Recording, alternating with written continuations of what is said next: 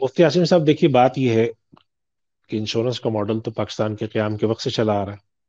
Takaful का model शुरू हुए हुए अभी 5-10 साल हुए हैं, 15 साल हुए हैं। तो ये मॉडल अभी 100% नहीं हुआ है।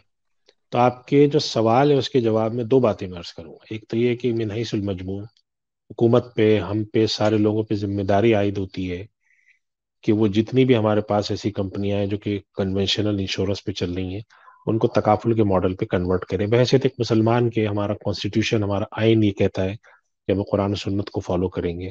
तो आज से पहले, आज से 25 साल पहले लोग कहते थे कि इंश्योरेंस मत कराओ। आज लोग कहते हैं इंश्योरेंस कराने के बारे में कि इंश्योरेंस को तकाफुल से बदल दें। इसका मतलब ये हुआ कि आपके पास का तरीक़ेकार अब ऐसा मौजूद है कि अगर आप संजीदगी से काम करें तो बहुत कुछ हो सकता है। तो एक तो ये बात हमें जहन में रखनी चाहिए कि अगर हम संजीदगी से जायज तरीके से काम करने की कोशिश करें तो हमारे पास ऐसे मॉडल मौजूद है। ऐसे तरीके से हम काम कर सकते हैं कि हम तकाफुल को अपने यहाँ पे ले आएं और जो इंश्योरेंस का तरीक़ेकार है वो खत्म कर दें। दूसरी बात यह है मुफ्ती आसिम साहब कि जब जाहिर है आप निज़ाम को बदलने की कोशिश करते हैं तो वो एक दिन में नहीं बदलता, उसमें वक्त लगता है। कितना वक्त लगता है तो एक अलग तहकीक की बात है, लेकिन बहरहाल वक्त लगता है। अब पाकिस्तान के अंदर इंश्योरेंस भी है और तकाफुल भी है। जैसे कन्वेंशनल बैंकिंग भी है, इस्लामी बैंकिंग भी है, लेकिन तनासुब तकाफुल के मुकाबले में इंश्योरेंस का ज़्यादा है। तकाफुल की इंडस्ट्री अभी छोटी है, आहिस्ता आहिस्ता बढ़ रही है। हो सकता है आने वाले 20 साल मजीद लगे इसको ज़्यादा बड़ा होने में। अब जो कंपनियां पाकिस्तान के अंदर कायम है, कोई भी कंपनी है जो अपने मुलाजिमीन को इंश्योरेंस देना चाहती है, www.dasquran.com तो उसके पास बाद दफा तकाफुल का ऑप्शन अवेलेबल ही नहीं होता। तब ऐसी सूरत में जो कंपनी का मुलाजिम है वो क्या करे?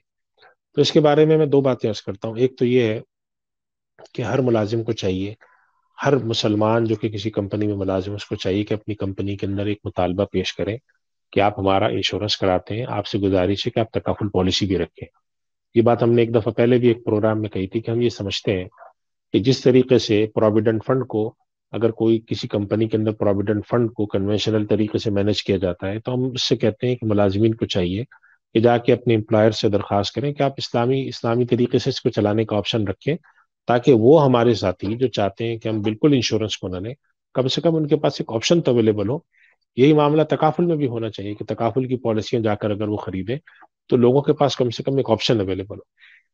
एक तो ये बात है। दूसरी बात ये कि अगर किसी आदमी का सारा मिनहसुल मजमू मेडिकल एक्सपेंसेस एम्प्लॉयर यानी आजिर यानी कंपनी के मालिक की जिम्मेदारी है, और वो अपने तौर पे कोई तकाफुल, कोई इंश्योरेंस करा रहा होता है, तो मुलाजिम के लिए उससे मेडिकल बेनिफिट उठाना जायज़ है, चाहे वो तकाफुल का हो चाहे वो इंश्योरेंस। उसकी वजह ये होती है कि मुलाजिम ने अपनी जेब से कुछ नहीं दिया, सारे का सारा मालिक ने या आजिर ने, जिसको हम एम्प्लॉयर कहते हैं, उसने अरेंजमेंट किया है। इसके साथ एम्प्लॉयर ने कहा था कि आपके कोई भी अखराजात होंगे वो मैं उठाऊंगा। लिहाजा अब अगर वो कहीं से अरेंज करता है तो ये इसकी जिम्मेदारी नहीं है। अलबत्ता अगर तीसरी सूरत है कि ये आदमी अपनी जेब से जाकर इंश्योरेंस कंपनी को पैसे देकर तकाफुल पॉलिसी खरीद इंश्योरेंस पॉलिसी खरीद रहा है मेडिकल की, तो फिर इससे एहतराज करना चाहिए। इनको चाहिए कि जितनी जल्द मुमकिन हो इसको तकाफुल पर जाके कन्वर्ट करा ले, ताकि अगर कोई तरीक़ेकार शरन दुरुस्त नहीं है तो वो जायज़ तरीके से इनको मिल सके। ये सबसे आसान और माकूल और काबिल अमल तरीका है।